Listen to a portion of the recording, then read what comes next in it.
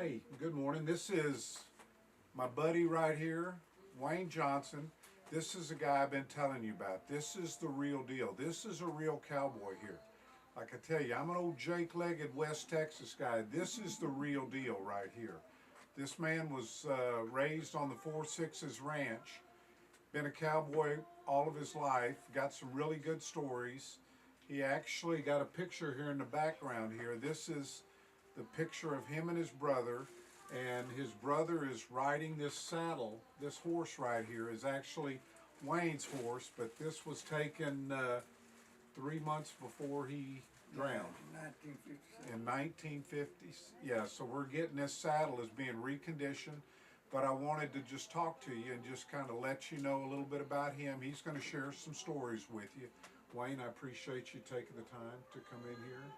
Tell me a little bit how it was growing up on that ranch as a kid. Well, you know, it was a lot different than what you see nowadays, even on the ranches, because this was, when we first moved on to the ranches, was the latter part of the 30s and 40s, early 40s. And everybody knows that World War II was in 1940 and 1945. So it was a lot different in the way that you had to work to accomplish what you set out to do in life by not having the conveniences that a lot of other folks had. Right.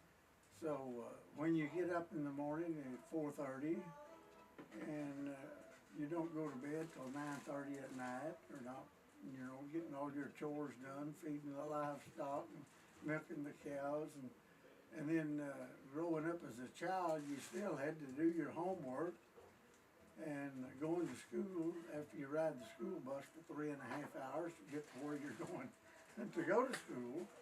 And the same coming home, you didn't get home till about 5:30 in the afternoon from school. So you didn't have a whole lot of time for yourself. You weren't goofing around. If you weren't going to school or working the ranch, right, you were sleeping. It was a a 24-hour deal, you know. 7 days a week. Because it wasn't like you could walk out of the door and go 6 blocks or 8 blocks and go to school, and 3:30 you're home by 3:45. But we were the last ones on the bus route. We were the last ones to get up, but we were the first ones to get on. Because started when we left the schoolhouse.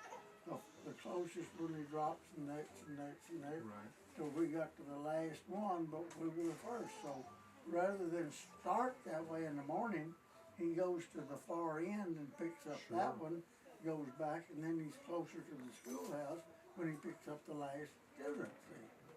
So we had a problem. We were the ones that had to sacrifice the time To get. you know. So, you know, and it was different. We didn't, most people really don't understand the agricultural industry as a whole. And when you're living on a farm or a ranch, up until 1968, you weren't even considered in Social Security or income tax. If they paid you $60 a month, that's what you got. Because the government didn't recognize the agricultural industry as an industrial organization or whatever. So in fact, the Social Security Administration didn't pass and become into the system of government till 1940 and 41. So when my dad left the ranching industry in 1941 and started driving a truck, he had to pay in Social Security. But when he went back to the ranches, he didn't get any taken out because it was agriculture. And we didn't have the conveniences. A lot of folks say, well, how did you get by? Well, how did the Pilgrims get by? When they come over here, there wasn't any conveniences. They had no electricity. They had no running water. They had to build it, install it, and produce it. That's what you do on the ranches. You got to be able to fix everything. That's what we did. Yeah. We had no electricity, we had no telephones, no radios, no televisions, no nothing, no modern conveniences, no electric mixers, frying pans or nothing. You used a wood cook stove, used a kerosene or diesel fuel lamp to read by, and that was it. We had running water in the house, but no electricity, no gas, so we didn't have a hot water heater. When you took your bath or washed your dishes, you heated your hot water on the stove, mixed it with your cold water, and that's what you used to And take that's your what bath. you used. Wow. It was totally different. I know. I can remember taking. And all of us children, there was five boys in my family, and we got our first store-bought shirt in 1946 and paid 25 cents for it. That was your Sunday going to meeting shirt. That's right. We didn't wear that every day. No. That was for Sunday only. And my mother made the ones that we went to school with out of flour sacks. I was going to say feed sack. She'd take the white 50-pound flour sacks and split them up, and she had the patterns for all the yolks. And in 1951 or 52, Gold Medal Flour started putting embroidery-like labels, on the flour sacks, and she would cut them out for the different yolks. They might be flowers blooming or whatever, and she'd make the pointed yolks, and sometimes she'd cut the swirl like the cow horns on the back and things to make them different. Boy, I wish I could find a shirt like that. And I've probably got one somewhere and all that stuff at the house, some pictures showing some of them. And everything that we wore, she made on a treadle singer sewing machine, where she sat there and worked her feet back and forth and fed the material to it. And I never will forget in '53, when I first went into the 5th grade, 52 of it, and they had a leathercraft class in with the regular reading and writing and mathematics. They called it arithmetic back then, the 3 R's. And I decided I wanted to take the leathercraft class instead of going into choir or singing or the show business or what they call different things that they had for other children. I didn't like them. So I started my leathercraft business back then. And my mother asked me if I could get her a catalog. And I asked the school teacher if, when she ordered some material, leather, if she'd get me a catalog. So I took it home to my mother, and she found the first white snaps that we had ever had. Everything we had up to then was buttons and buttonholes that she sewed on the machine. And she ordered a gross of them, which is 12 dozen of the snaps, and a little set tool where you could set the snaps on the material. And she'd always set the bottom and take a nice pick and poke a hole in the lapel on it, and then put the snap cover on it. And boy, would she ever get mad if she cracked one of them when she tapped the hand. Oh, I can imagine they were hard to come by. Well, see, everyone took 10 snaps back then. And then when she started putting 3 on the cuff instead of 2, it was 14. So she could only do about 10 shirts out of that 12 dozen snaps before she ordered another. Well, you say, my goodness, that's 10 shirts. Well, that wasn't but 2 apiece. Yeah. For each one of us boys. And then Dad had to have his 3 buttons or his 3 snaps on his. Now, how many kids were in your family? 5 boys. 5 boys.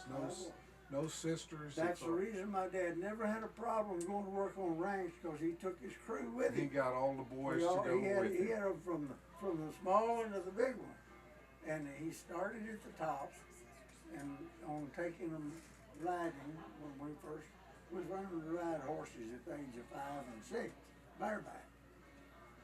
We didn't have a saddle for everybody. We ride bareback. And we get ourselves in trouble sometimes by getting saddles out that we weren't supposed to be riding and not getting them put back like they're supposed to be. But anyway, that's what happens on the ranch when you get yourself in trouble with Papa. Yeah, you know? I'm sure. Yeah, And Papa was about your size, John. He was 6'4" and weighed about 240. he's a big fellow He like was me. a big fella, and he was Yeah. left-handed, so Oh, you had my to watch out for that left hand. You know, reach around there. And this fella here, Emmett, the one that drowned on Jay, he was left-handed. That was the only two of the whole family that ended up being left-handed. So when we eat at the table, we had a big, long table, about 8 feet long, 6, 8 feet long. And Dad sat at the head of the table, and Emmett sat at the end of the table because they was left-handed. They wouldn't be bumping everybody when you was eating. Wayne, have you ever watched Yellowstone? Have you ever watched it? Watched the A show? couple of times, but I never really got interested in it because I was always working on my knives or something when it come on TV, and I didn't get a chance to watch it. So, any of it that you've seen, does it seem like it's They're close. They're okay? close. But a lot of the scripts that they're using is not quite accurate to way the real, A real life cowboy would, experiences yeah, come would, along. okay. Because actually, most of your ranches, even the 4-6s, didn't get electricity and stuff, and they were closer to town there on the 6s than they was on the J8s, where we lived in the Panhandle. Because the Panhandle up there, it was 17 to 20 miles from the closest electrical power pole coming out of Clarendon, where the 6s is only about 6 to 8 miles off of the road from Guthrie to Paducah, and where the heavy, highline wires were laid between the cities. So they had the opportunity for having electric lights in their buildings and their houses where they lived, even in the late 40s and early 50s, and on up to now. But back when we were on the ranch, there wasn't any power poles close by, and the expense to put it out there, according to the man that owned the place, was just prohibitively expensive. I can imagine. Because when you figure all of your cow hands are, and this is one of the better ranches and the better paying places, the maximum they got was $60 a month. But included in that was all of their room and board wherever they were living. So they had nothing to spend it on except themselves. Yeah. Now, my dad, the last ranch that he was on was the J.A.'s before I came to Dallas area. And they were paying him with a family $200 a month, which but they were taking Social Security and taxes out of it because they had become known as an industrial organization Right. in the industry for agriculture. So he was doing okay. And like I say, every rancher just loved it when he tried to go to work for him because he had 5 boys that could do Well, part of the work. you got field hands ready to go. And they weren't paying anything for that until we got old enough to actually go to work for them by ourselves. Yeah. So Dad had. But when your dad came, it's him and 5 others coming, Yeah, so that's you got a right. whole crew. But the youngest one, Alvin, didn't get into that till after I was out of high school, because he wasn't even in high school then. He was 7 years behind me, and he was 11 years behind Leonard, the oldest one of us.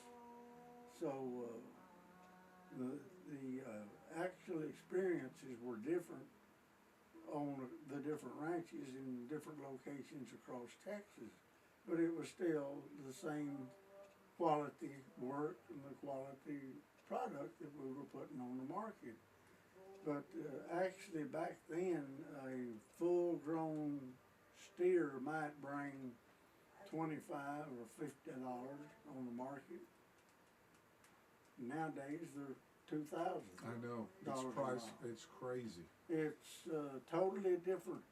It's so commercialized now. And you know, back then, if you figure a rancher's gonna big enough that he's gonna sell maybe 1,000 head, 2,000 head, you multiply that times 50, that's less than $50,000 for the total ranch. And then he may have, like on the JAs, we had 14 cowboys on the wagon crew. Well, that's multiplied times $60 a month for that cowboy. Then you've got the man, they had three different division, or you might say headquarters, and we had the main headquarters and the two sub-headquarters that had families in them.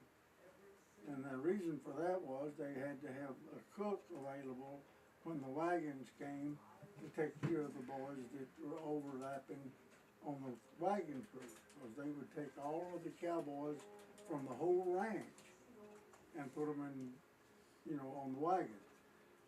Then whenever they got through with the wagon crew from April to September, well, you would go back to whichever headquarters you were living at, and then you rode fence lines during the winter time, and you doctored cows or calves that got a broken leg or got snake bitten or rattlesnakes or whatever. You'd cut them out and take them back to headquarters where they could doctor them and whatnot.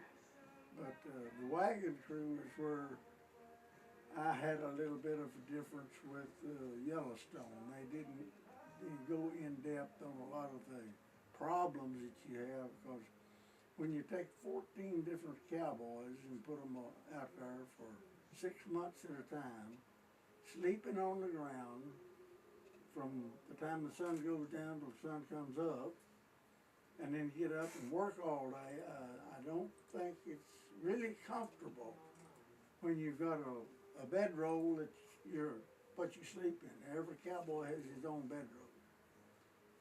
And you don't worry about changing sheets every week. You don't worry about taking a bath every week. It might be a month before you got to a creek or a river or a tank battery where you had water tanks, the windmill water, where you could take a bath. So, and you didn't get off every Saturday and Sunday to go to town. It was 30 days and 30 days. And then if they had a rodeo or something, they'd give you the weekend off, and everybody would go to the rodeo. But otherwise, it was 30 days solid work, 14, 16 hours a day. And how much did they pay those guys? I don't know. Well, when you start out, you started at $60, you know, a month. A month. The wagon boss and the cook got 100, and the hoodlum driver, he got 75. And people say, well, what is a hoodlum driver? I don't even think they even mentioned it on I don't think Yellowstone. they did. Y'all let you tell them, But tell these people. You what it have, is. when in the morning, you only eat 2 meals a day on the wagon. You eat your breakfast, and then you raided the kitchen where the cook is. He takes all the, we call them hardtack biscuits, because they were made with baking soda instead of baking powder. Mm-hmm. And when you get through eating, all of the biscuits is left over. The cowboys would grab them and put them in their pockets, and that's what they had for lunch. You didn't shut down because you'd be 6 or 7 miles away, and immediately after the breakfast, and you started your rounding up the cattle and roping them and flanking them and branding and dehorning and stuff.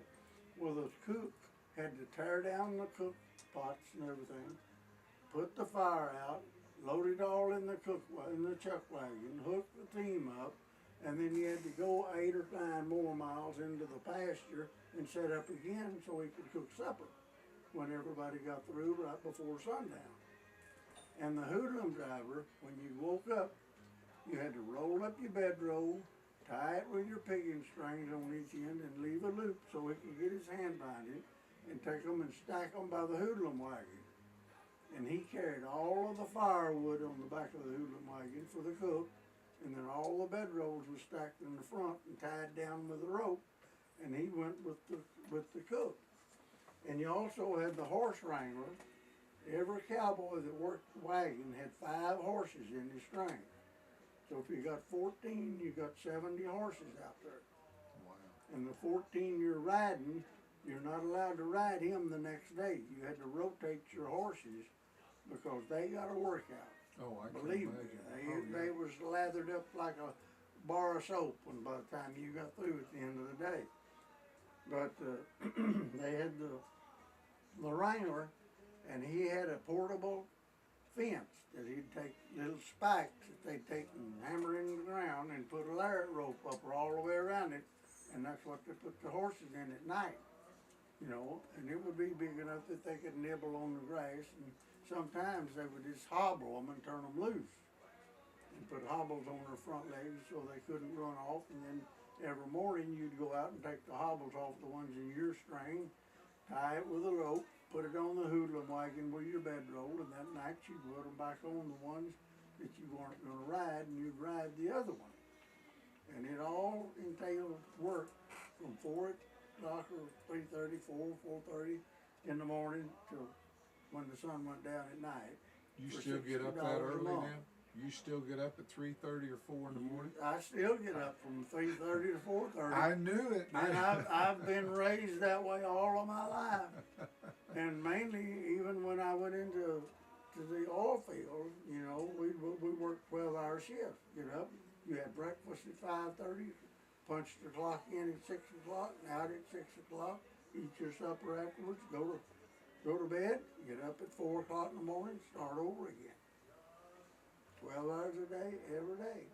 But that's the only thing different that I saw in the, the episodes of Yellowstone that I actually saw was they didn't have the hoodlum wagon, and the chuck wagon and whatnot was secondary. Yeah. They did most of the programs were, you know, highlighted on some activity of some of the people that were working or working with them, Right. rather than the overall operation of how it was performed. Of running a ranch. And the way they worked the cattle was a little bit different, but you know, because if you think of it, John, we were on that place, and he had at that time in 1957, 1958, 1959, Mr. Monty Ritchie was the owner of the JAs, and he and his brother had leased over 1 million acres of farm and ranch land. During the war, the people during the war they weren't able to get workers because they were drafting everybody for the war. They couldn't get people that would work there. Even though it was in the agricultural industry, you still had to sign up for the draft. And the work that they did get was accomplished with less people. So the work ethic was a lot different. You know, you didn't have all fancy clothes, and it was first come, first served. And a lot of the clothes that we had in our family was handed down from the older one to the next one to the next one until they were wore out. Yeah. Completely. And I never will forget the first time I drawed a paycheck on my own and went to town. And I went to J.C. Penney, and they were one of the major places in this town in Clarendon that you could go and buy Western wear, you know. And I bought me 2 pair of Levi's, 2 shirts, 2 pair of pants, and a pair of boots, an old Acme boot. I give $5 for a pair of boots, and $5 for a Bradford hat. Oh my goodness. Black Bradford hat. And I got everything I bought for $25 Oh to my go to school. gosh. Wow. Everything. Now you can't even buy a pair of Levi's. No, you can't buy anything for $25. Yeah. That we And, can't. and, and, and it was totally different because people would come to see you, and they'd say, "Where's your refrigerator?" "We don't have one. We had an ice box, a big old box." And we had one man that he and his family lived in the house closest to town. They had electricity. And he would buy, he had what they called then a deep freeze, you know, and he would put block ice in that thing. And every day when he'd come to work, he would bring my mother a 25-pound block of ice that they put in that big old container up on top of the ice box. Yep. And let the drippings of the water come out into a jar down there. We had cold ice water for the cowboys, and that ice is what kept the produce and stuff cool. I've seen those things before. In the ice box. Oh yeah. It wasn't a refrigerator. No. There was nothing connected, but that ice melted, and we had cold water to mix our tea and stuff for the meal. We had no ice to put it in. You know, we had our hot coffee and everything, but all of the iced tea, as they call it, was made out of the water that dripped and melted off of that block of ice. Good cold water. It was a hot day, I'm sure. And it was totally a different world for people that lived on ranches. And people nowadays say, "Oh, I wouldn't have done that." But they never had. You do what you have to do. That's right. You don't know any better. That's right. You don't know any difference. Well, see, So the main thing is they had everything that they had, and it was a farm / ranch, Right. because every ranch we ever lived on had gardens, and we raised all of the food that we ate. The only thing they bought was the staples when we went into town, like coffee and tea, and flour and cornmeal, and your, spices and salt and pepper and sugar and stuff like that. Because everything else we raised. You raised it. We had our hog meat, we had our beef, we had our chickens, we had our eggs, we had our milk, we had our butter, and we raised it right there. And in fact, we even sold some of it that we had left over that we weren't using.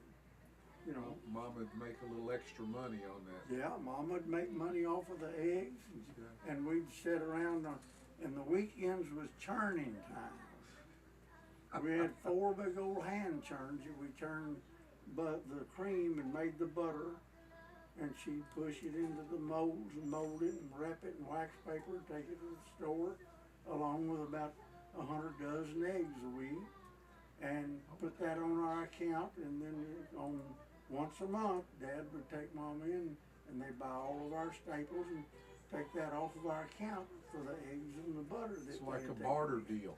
We bartered it. Yeah, that's the way to do it. That's how we made a decent living. Wow. It wasn't a fancy living. But you survived and you're still here. We got our first automobile in 1947. Wow. The rest of the time, it was leg work. Yeah. You walked 2 to 3 miles to the bus stop to go to school, Wow. and 2 to 3 miles back home. Didn't make any difference what the weather was. That's what you did. You just had to do it. You had to do it. There was no other way around it. Wayne, tell me a little bit about this picture, if you would. Well, this picture right here was taken about 3 months before my brother drowned in an accident on the J.A. ranch. And that's my brother Emmett. Emmett, right He was there. 2 years older than I was, and we were buddies all of our lifetime. Because it was, Leonard was the oldest, Emmett was the next, I was the middle one, and 2 younger ones. So you sort of gang up. The young ones get together. and that's you on the And other that's horse. me over on the little mare with the crooked blaze on her eye. She was 2 years old. This mare here's Kitty McHugh out of the old Peter McHugh stallion in the AQHA book. And Emmett was 18 years old. He was going to graduate that year, and he was going back to the JA. Well, this saddle right here was made by a JA cowboy. His name was B.F. Kirkley. B.F. Kirkley. Yep, in Clarendon, Texas. He was one of the ranch hands. He was actually the wagon boss on the JAs, and he got tired of sleeping on the ground. He's tired of waking up at 4 o'clock, so he decided he'd go to work, and he had been an accomplished leather worker. So when he went back to the boss that next year in the springtime, he says, "Boss, I think I'm not going to make the wagon this year. I'm going to go into business and build saddles." So he built this saddle. Now, I can't guarantee the date, but it was sometime between 1939 and 1944. Wow. Because the saddle showed up in Amarillo in 1949, and that's when my dad bought it. He paid $200 for it at the saddle shop over in Amarillo, Texas. Dub Anderson's the one that owned the saddle shop. He rode the saddle from 1949 to 1953 and sold it to my brother Emmett when Dad got a little bit too big to go in that 14-inch saddle. He didn't fit in it anymore. Needed a little bit wider seat on that one. So when that happened, my dad ordered him a saddle from Carl Dar in Paducah, Texas. And we'll get to that in a minute, because Carl Dar was with my daddy on the 4.6s on the wagon crew back in the 30s, when they were on the wagon crew, or on the 60s. That's before I was born. But anyway, this saddle was made by B.F. Kirtley, and he had it. Then when Emmett bought it, he was riding this saddle in 1956 when he drowned in an accident on the JA ranch. So then after he drowned, then I took the saddle. And I rode the saddle up until I graduated from high school in 1959. Then it went to my younger brother, Alvin, and he rode the saddle till he graduated in 1968. And then it come back to me. My mother let me have it, and I brought it back to Dallas, and that's when I gave it to John. So the saddle has got a history of being a ranch cowboy saddle. It is the real deal. Now, if you look closely at this saddle, you can see on this side the strings hanging off of it going plumb down past his stirrups. Now that was used to tie your bedroll behind the cantle when you went from one place to the other with the wagon, if they didn't have a hoodlum driver.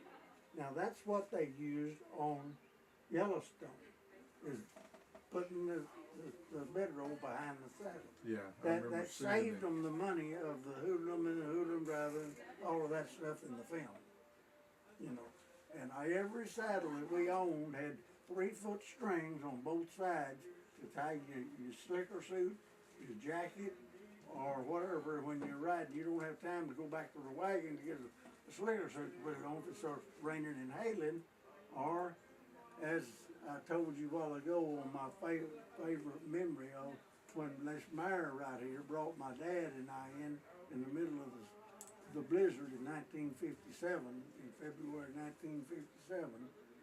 That's what we had, was our denim jacket. What happened on that with you and your dad? Well, we were out, and this brother right here had already died. We were on the Emmett Lee Forest Ranch then. And he is gone, and Leonard was in the Army. My oldest brother was in the Army. He went in the Army in 1955.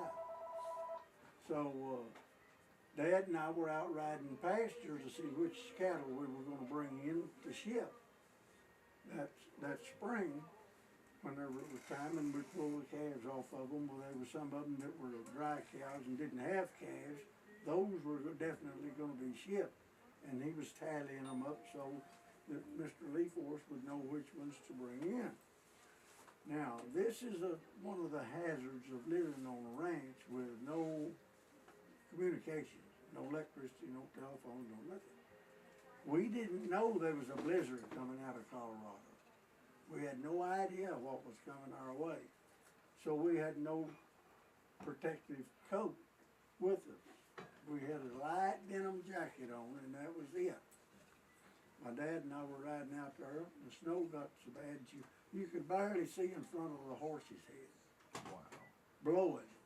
Now, we knew the wind was blowing from the northwest. So we had to go southeast from where we were, we thought, to get back to the ranch house.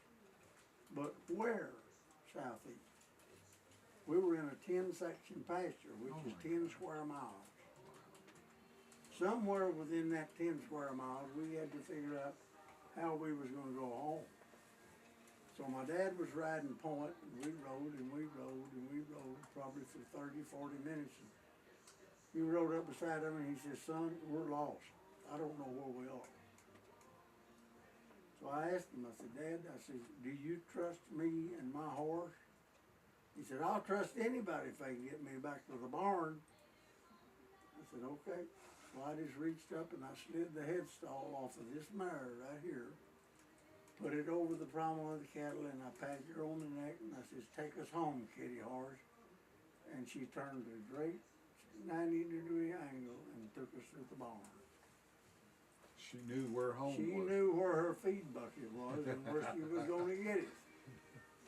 And that Wow, that's is amazing. the most meaningful ride that I had ever had, because Dad was one that he believed in seniority. Yeah. And since my two older brothers was gone, I was the only child old enough for him to take out with him, Right. and he counted on me to bring him home. To bring him home. Wow. That was a And we blessing. did. You made it home. You made it home. We made it home. It was cold and half frozen, but we made it home. Wow. Well, I know you're a man of faith. We've talked about that. Oh and yeah, You're, the good Lord's got something for everybody amen. to do. Yeah, and I've always enjoyed talking to you, and I know you and your son, you guys are an inspiration to other men.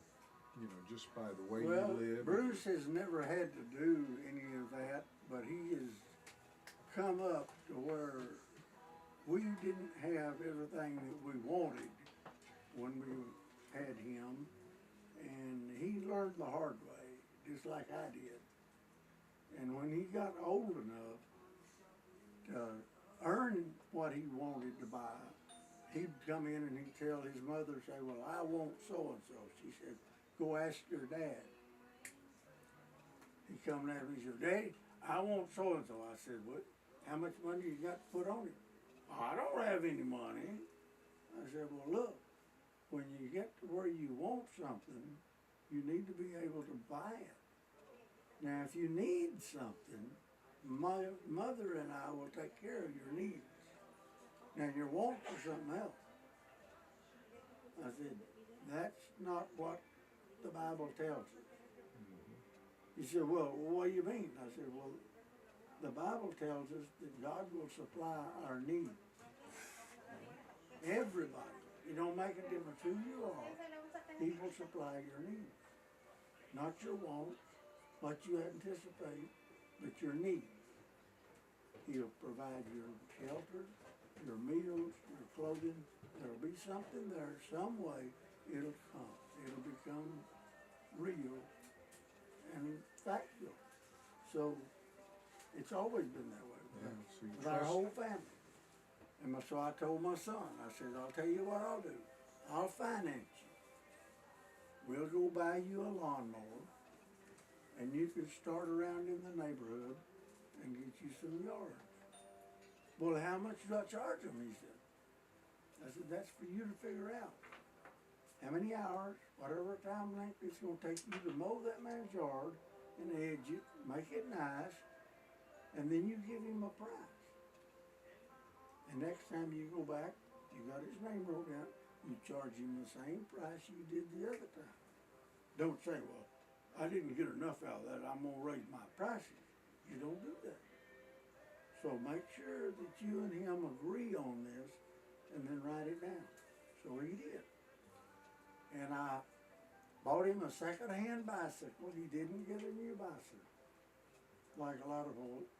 And he took it, put him a reflector on his bicycle and on his lawnmower, and he'd tie that lawnmower to his bicycle, and he'd go around the neighborhood. One time he had 15 different people that he worked with during the week on different days and did their lawn, and he was getting anywhere from $2.50 to $5 a piece for the lawn. Wow. Which wasn't much. In fact, one guy come out there, he was a former Marine in the war, and he says, son, he says, you give me a price on this yard, but you give me the wrong price. And Bruce looked up at him and sort of puckered up and started crying. He said, why? Is it too high? He says, no, son, it's not high enough. Christmas time, he bought Bruce a Christmas present. He bought him a shield to go over his lawnmower that he didn't have to fix it. And he gave him a great big old chocolate cake for Christmas dinner that day. Wow. Bruce come home, he was pushing his bicycle because he had that cake over here. He didn't want to ride his bicycle, didn't have a basket on it. So he pushed his bicycle with his lawnmower tied to it, and he come running it out. And his mother said, where in the world did you get that cake? Did you spend your money on that? He said, no, Mama, I didn't do that. Said, my good buddy up there, that Marine Toby, he come out there and said his wife made that cake for me for Christmas. Wow. And he says, I'm gonna eat the whole thing. Wow. So he got him a chocolate cake for Christmas. Wow. And he says, told him, we sat down at the table and he says, Mama, can I say grace today? He said, I want to thank God for letting me get my chocolate cake. Now, how many kids do you know of that would do that nowadays? None. I can't think of This one. voluntarily. Yeah. And that's the way we raised him. From that, everything, he'd say, well, I don't want to make God mad at me, so I'm not going to do that when he was at school. He's always watching. Always Yeah. giving somebody else the glory for what happens in true. your life. That's true. And that's the only way to do it. Amen. I've been, people say, well, what difference does it make? I said, if you don't have faith in God, you're lost. Amen. That's the truth. I don't care who hears it, that's my belief. Amen. Because he's brought me back 3 different times that I died. Twice on the operating table, and once when I blowed up in the oil field accident. Wow. And I would not be here. Now, I'm the oldest living one in our family, on my dad's side or my mother's side of the family. And you're still doing good. And I'll be 85 years old next month. Wow. Amen. Wow. That's a blessing. But this saddle here has meant a lot to me. I rode it many, many miles. Emmett rode it many miles. Dad rode it many miles. And I know if B.F. Curtin was still alive, he would give his right arm to get it back. So he could... Well, I tell you, it's a beautiful saddle, and it's being all reconditioned, and we're gonna put it in a big display, and just so along with this picture. It's sort of, and I'm gonna tell you this, when you get it back, look at the right side of the pommel of that saddle, right below the horn, and you'll see some indentation and stuff. That was made by shotgun pellets. No kidding. Yep. When I first got this horse, right after my brother died, my younger brother, Sam, was riding this horse here, the daughter of this one, and we were plum picking down on the creek. Well, we had made sort of like an enemy out of this one kid that was spoiled rotten in school. His dad was the county commissioner of that county in where we lived, and he got by with whatever he wanted to at school, and he had his own pickup truck when he was 16. Wow.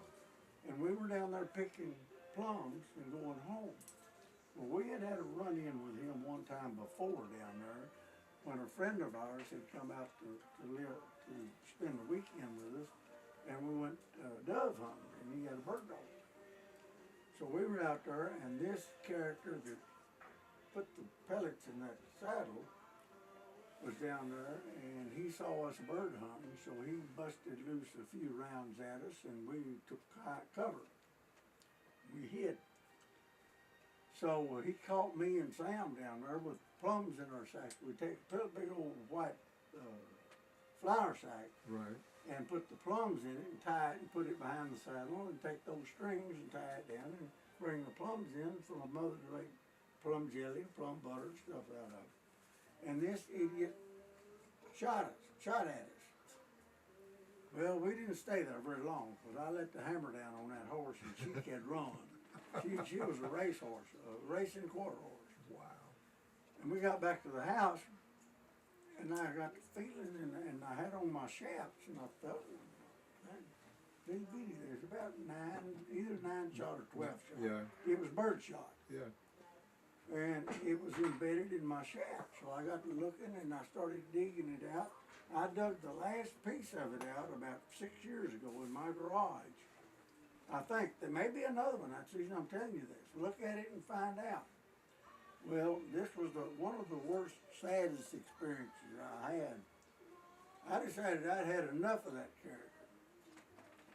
So we went back down there, and he popped up over the hill one day when Sam and I were down there with his shotgun. But he was a little bit late because I had bought me a 30-30 Winchester from Addington's Western store in town. And I had it, and I still got the sheath, the saddle holster that I carried it in my closet at the house. I handed my reins to Sam and I said, "You go to the house," and I jerked that out, and I knew where he was hiding. So I went about 3 miles out of the way, and I was just about up to the little crevice behind this big old slough and a spring that fed the Salt Fork of the Red River. It come down between that and the ranch house. My dad and his buddy that had a little 3-section pasture over there rode up behind me and said, "What in the Sam hell do you think you're doing up here?" I looked up at him and I said, "I'm going to kill that sucker that's been shooting at me." "No, you're not going to do no such of a thing." He jerked my rifle away. When I got home, he busted my butt I bet. and sold my rifle. Well, yeah, I didn't get to do what I planned to do, but I was done it if I could have got up close Oh enough. my goodness. And that 30-30 would have done the work. Oh yeah, absolutely. Because I'll tell you right now, my dad, my 3 brothers, and I are all crack shots. 1 shot, 1 kill. Yeah. Because we lived there, and Dad would get up on Saturday morning. He'd say, "Well, boys, which one of y'all's going to bring in the meat for Mama for Sunday dinner?" And he'd give us 1 22 shell. He said, "Don't come home without the meat, and don't come home with an empty shell without the meat. Don't miss." And he said, "Make sure he says, damn sure, it's a headshot, because I don't want you messing up none of the meat." Yeah. So we just get squirrels or rabbits, and that's what we had for our That's what you had. Sunday dinner. Wow. And Mama would fix chicken and dumplings or rabbit and dumplings, and always the preacher showed up if we had chicken. Always. Because we'd go to church and he'd say, "Miss Johnson says, are we having fried chicken today?" She said, "Yes, sir, Parson. If you want to come, we'll have chicken today." Because we had over 100 head of chicken. She'd go out there and take a couple of them. We'd bring her neck home. We had fried chicken. And we always loved it when the preacher come, because we always got fried You chicken. always had fried chicken. Fried chicken for dinner on Sundays. That's always good. So But it was always, but that was the difference in living in the country yeah, and in living in town. yeah, it is big difference. Big difference, big difference. Big difference. And there's still places in Wyoming, Montana, even in Texas, where the ranches aren't completely modernized. No. You go down in the valley especially, and there's small ranches and small farms down there, that they still draw their water from a well, and they still live in adobe houses, and they still live without electricity. Living off the grid. So, And this is the 21st century. amazing. Amazing. But Nope. you know, it's what you're used to. And if you live according to what the Bible tells you to do, and you live with what your needs are, you can live with what you have. Absolutely. You don't have to have it. No, not at all. It's a luxury. It is. Anything you get in your life, it's over and above your needs, is a luxury. That's the truth. Speaking the truth there. You know, if you have your clothes, you have your shoes, your boots, your hats, or whatever, that's what we consider our necessities. Anything above that is a luxury. Amen. Well, Wayne, thanks for coming in today. I appreciate it. Hopefully you guys got a lot of information here. Like I say, this guy is the real deal. Well, before you close it off, I'll say this. This is the beginning. It is. I've told you this, and I don't think I've told her, but this book that I've got is called King County. It's called Windmill and Barbed Wire, and it's a historical book from the highlights of the three major ranches that are in King County, Texas. It's the Four Sixes, the Matador, and the Triangle Ranch in King County. Now, my father, my grandfather, my mother, and my great-great-uncle are all in this book. And they have asked me to finish it out through my generation of the Johnsons that were on the south camp of the Four Sixes. Now, my mother's father, their whole family was there. Her two younger sisters was born on the Four Sixes. My mother wasn't. She was born in 1928 when Daddy was on the Matador Ranch. And that was before that we were ever born. This comes about later in life after he gets married and moves back to the 60s. But anyway, I'm going to give you a copy I'm looking of forward this to that that. I'm going to send to her with the pictures I've got of my mother and her family on the 4-6 ranch at the South Camp, and of her father was the wagon master that hauled all of the freight to the 4-6s in the late 30s and early 40s before automobiles were brought in with the pictures. And so it's going to be It's a big quite history book. interesting It's going to be a to good come history. out with this new book in August of next year. So that will be your second edition. That'll be good. I'm looking forward to And getting I'll it. bring the book and we can go I through it. want to go through that, and I'm sure everybody would Well, be I'll have a interested. few extras. I've got 10 ordered for us. Well, that's The good. lady at the King County Historical Society told me she would get 10 for me Good. amongst the 1,000 that they're going to have printed.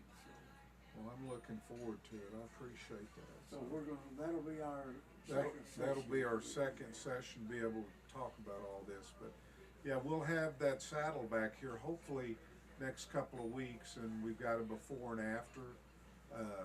But it's a beautiful saddle, and I'm putting it in a display down here. This picture is going to be hanging down here. Wayne's leaving this picture with me. We're going to hang this so everybody can see it. I've actually got his father's cowboy hat that's over 100 years old. I'm going to put that in a display, and you guys will be able to see that. I've got his wife's buckles. You know, this is, like I say, this is the real deal, y'all. If you would like to have it, I'll bring it to you. I've got my dad's last straw hat that he bought at Addington's Western Store, and he bought it in 1972, the year before he died in 1973. Wow. And it's turned sort of a goldish color. Right. It's what they call a Panama woven Oh, yeah. straw hat back then. There's not a crack in it nowhere. It's just like brand new, but it's aged. I I've got it in a hat box there, and I picked it up when I got my black hat out, and I was gonna wear it, and I said, no, John will have his black hat on, so. Well, I figured I'd have to wear my black today, so. I look like the outlaw now, because I'm all in black here, so. Well, I'm definitely not the sheriff, so. Well, I don't know. You a lot more legit than me, I tell you. Folks, thank y'all. I really appreciate everybody jumping in and watching this, and if you have any questions, make sure you post them in the comments and stuff, and I can reach out to Wayne, and if you got any questions about anything that he did when he was growing up, he is literally a plethora of knowledge. He knows so much about anything to do with ranching, rodeo, cowboying, everything. Growing up, I mean, he grew up in a totally different time than what we do now. I mean, we're spoiled compared to how he grew up with nothing. I mean, literally nothing. Everything, like he said, they grew their own food. They raised their own animals for food. Mama made all the clothes. There was nothing really store bought besides a few staples. Like he said earlier, that was bartered. So, but and it's a good Christian man right here.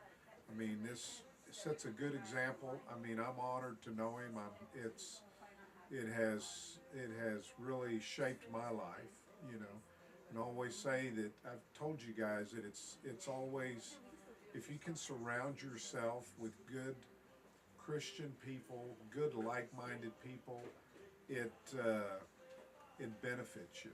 I mean, you always will grow and prosper in life and just everything. So God bless y'all. I really appreciate everybody. Wayne, thank you for coming in today. Thank you, John. I appreciate you so much.